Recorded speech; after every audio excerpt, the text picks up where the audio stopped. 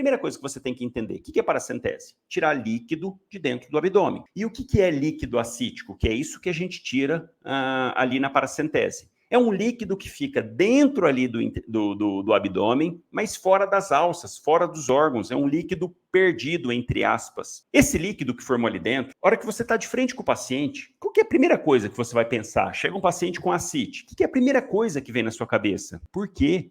Por que esse líquido está ali e não era para estar? Então está aí a primeira indicação de paracentese, diagnóstico. É uma situação que o paciente chegou, não tem diagnóstico prévio, está começando com ascite, acumulando líquido dentro do abdômen, puxa, alguma coisa está errada, porque esse líquido não era para estar ali.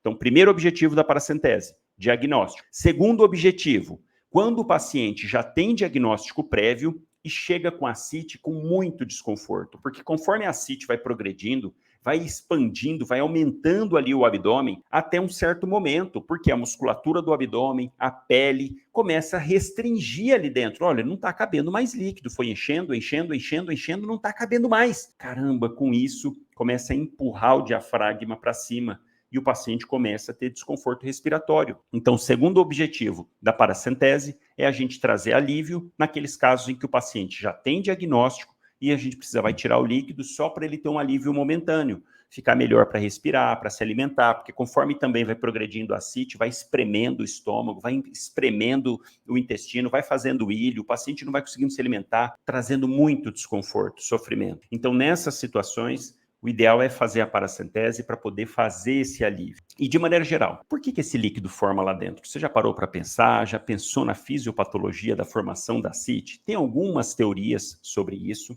mas de mais importante é a gente pensar que todo líquido que vem do intestino, de tudo que está refluindo, vem e passa pelo fígado. Inclusive, o líquido que extravasa para banhar os tecidos, o plasma, e que acaba não retornando para dentro do vaso sanguíneo, forma a chamada linfa. Isso acontece no nosso organismo inteiro. O sangue que está dentro do vaso sanguíneo, o sangue não pode sair para levar nutrientes para os tecidos. Não pode.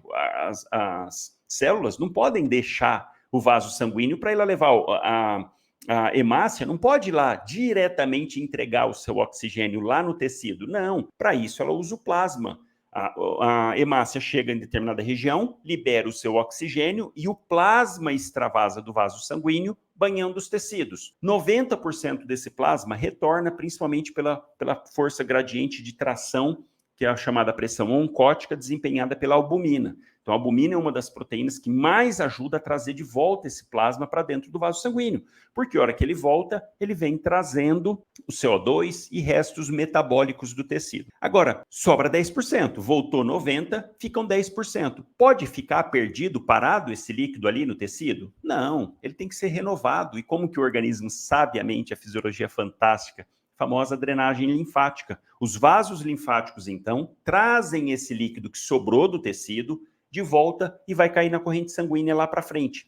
No fígado isso não é diferente. E olha que loucura, o fígado administra, volta ali, ó, todo o plasma que drena ali para os espaços de Disse, que drena para os hepatócitos, como ele recebe um fluxo sanguíneo muito grande vindo pelo sistema porta, e o fígado classicamente não oferece resistência nenhuma, dentro do fígado, essa passagem do plasma saindo do vaso sanguíneo, do sinusoide, para entrar no espaço porta, é muito grande. Então ocorre uma saída muito grande desse líquido ali, por toda a dinâmica, por tudo que o fígado precisa fazer com esse líquido. Então chega muito líquido. Tanto é que boa parte desse líquido não consegue retornar para o vaso sanguíneo, de tanto líquido que forma ali, de tanta linfa, não consegue retornar. E só para você entender, 50% de toda a linfa do nosso organismo, toda ela, 50% é oriunda exclusivamente do fígado. Caramba, então é um volume muito grande de linfa sendo formado ali. Sim, porque o sangue está extravasando nos espaços de Disse, nos hepatócitos, trazendo os nutrientes, trazendo tudo da digestão para o fígado trabalhar aquilo. E ele não consegue fazer voltar, mas pelo sistema linfático acaba caindo, volta, entra e acaba caindo novamente na corrente sanguínea. Quando você entende isso, alterações ali no fígado, por exemplo, tumor, cirrose, bebida alcoólica e por aí vai, situações em que eu mudo a conformação do fígado, às vezes uma insuficiência cardíaca, às vezes uma trombose da veia hepática, enfim, alguma situação em que eu impeço esse retorno dessa linfa para o fígado, para a corrente sanguínea, essa linfa começa a extravasar. Então, esse é um dos mecanismos da formação da ascite, é extravasamento desse líquido ali por alguma doença. Ou antes de chegar no fígado, esquistossomose, por exemplo, ou na hora que chega no fígado, hepatites, tumores, ou pós-hepático, insuficiência cardíaca, trombose de veia hepática, enfim, alguma situação em que prejudica o bom funcionamento do fígado vai prejudicar a absorção desse líquido, que ele começa a extravasar para a barriga. Tem outras situações, como por exemplo carcinomatose, em que a própria célula cancerígena espalhada ali dentro do peritônio, ela também pode ser responsável pela produção de líquido. Um exemplo, carcinomatose por tumor mucinoso de apêndice. Caramba, forma um monte de mucina, parecendo uma gelatina ali dentro. Tumores de ovário, epitelial de ovário, produz uma... já fiz várias paracentese com líquido branco, leitoso, assim, parecendo leite, literalmente. Enfim, então, pensando nesse mecanismo, a hora que o paciente chega com uma ascite no pronto atendimento, a primeira coisa que tem que vir à sua cabeça, por que ele está com essa ascite? Ou, ele já sabe o porquê, é um paciente cirrótico, já faz acompanhamento, um paciente que tem câncer, que já está fazendo acompanhamento, um paciente com insuficiência cardíaca, já está fazendo acompanhamento, enfim, se ele já tem o diagnóstico, vamos pensar, preciso puncionar ou não? Preciso aliviar? Ele está com desconforto? Se tiver com desconforto, vamos lá puncionar. Se não tiver com desconforto, não precisa. Como que a gente faz a paracentese? O procedimento é o seguinte, tem que colocar o paciente em decúbito, de preferência com a cabeceira um pouco elevada, e dar preferência para fazer a punção do lado esquerdo do abdômen. Pensa o seguinte, está cheio de líquido dentro da barriga. Eu posso colocar uma agulha ali aonde eu quiser. Pensa assim, tá lá o abdômen, cheio de líquido lá dentro, e eu quero tirar esse líquido. Poxa, eu posso chegar da onde eu quiser ali do abdômen e furar e tirar esse líquido. Posso, legal. Agora, onde eu vou ter mais chance de sucesso no procedimento sem complicação? Porque a hora que eu coloco uma agulha lá dentro, poxa, é uma agulha. E a gente tem vários órgãos dentro do abdômen. Então pensa assim, poxa, eu vou chegar puncionando lá no hipocôndrio direito? Imagina o paciente com o fígadozão lá embaixo, lá, ó, 5, 10 centímetros do rebordo costal, e eu vou chegar numa paracentese? Não, eu quero furar aqui, no hipocôndrio direito. Puxa, chance de dar ruim é muito grande. Eu não posso fazer? Olha, poder pode, mas se der complicação, você vai ter que assumir isso também. Então, por isso que dessa maneira a gente tem que pensar qual o local em que eu tenho menos chances de complicação? Fossa ilíaca esquerda. Esse é o local em que, de preferência, você vai fazer a punção. Não é que não possa fazer em outras partes, eu fiz punção já na cicatriz umbilical, paciente com hérnia volumosa, estava a pele bem fininha, já fiz mais de uma vez, puncionei ali, foi o local mais fácil.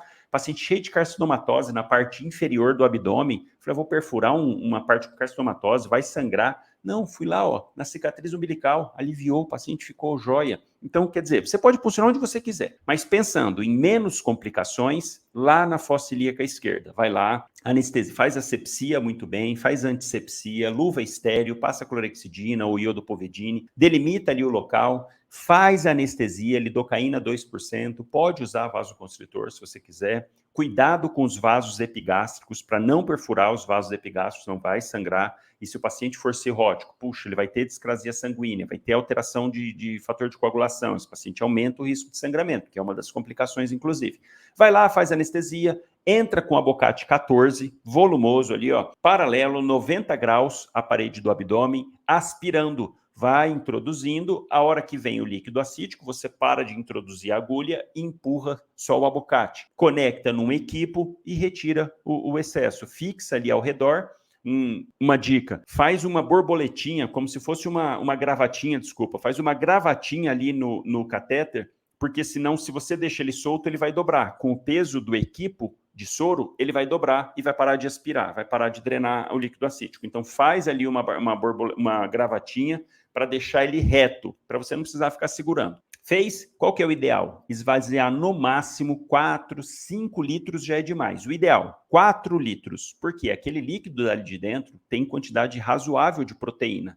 E a gente tirando todo aquele volume, o paciente pode instabilizar, tanto pela perda de volume, porque vai parar de fazer aquela pressão que tinha ali dentro do abdômen, e essa própria pressão também ajuda um pouco mais o retorno venoso, enfim. Tirando isso, vai tirar a proteína e vai tirar essa pressão e o paciente pode chocar. O ideal, só 4 litros. Se você for tirar mais do que 4 litros, o ideal é você fazer reposição de albumina ali na hora já.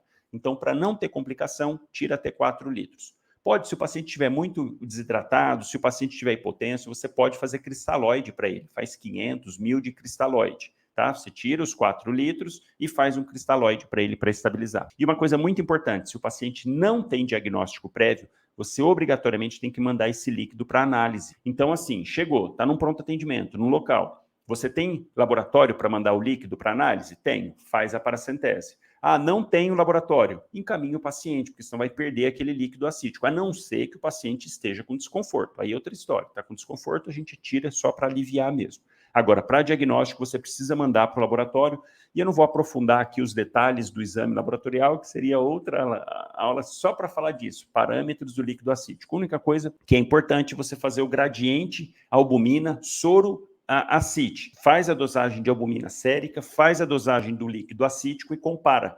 Porque através dessa, que chama GASA, gradiente, albumina, soro, acite, essa GASA, através dessa relação, a gente consegue direcionar para a etiologia. Então, GASA acima de 1,1 ou abaixo de 1,1, pensando em transudato, pensando em exudato. Quando o GASA dá alto, eu penso em hipertensão portal. Quando o GASA está baixo, eu penso em carcinomatose, tumor hepático e outras situações, síndrome nefrótica, por exemplo, enfim. Então, isso vai te ajudar. Além disso, dá para você pedir histologia oncótica para ver a presença de câncer, de células cancerígenas no líquido acítico, dá para pedir ADA, que é para ver a questão de tuberculose, e naqueles casos de paciente com cirrose, que está com ascite, a gente precisa puncionar para descartar a PBE, peritonite bacteriana espontânea. Então, pede polimorfo nuclear, pede glicose, enfim. E aí seria direcionado só para falar de exame do líquido acítico, mas o procedimento é relativamente tranquilo, todos nós temos que estar aptos para fazer,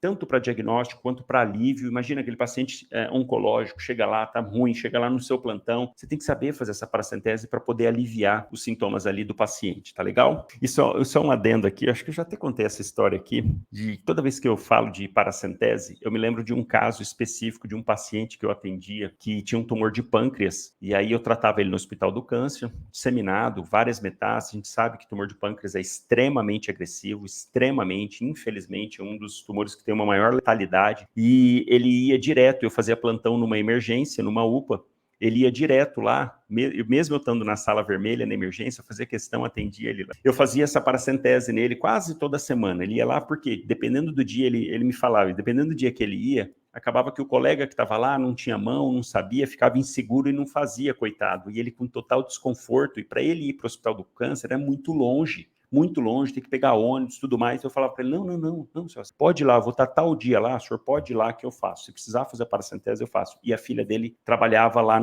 nessa UPA, por isso que eu sei também. Enfim, são histórias aí dos atendimentos, eu sempre vou me lembrando de várias delas.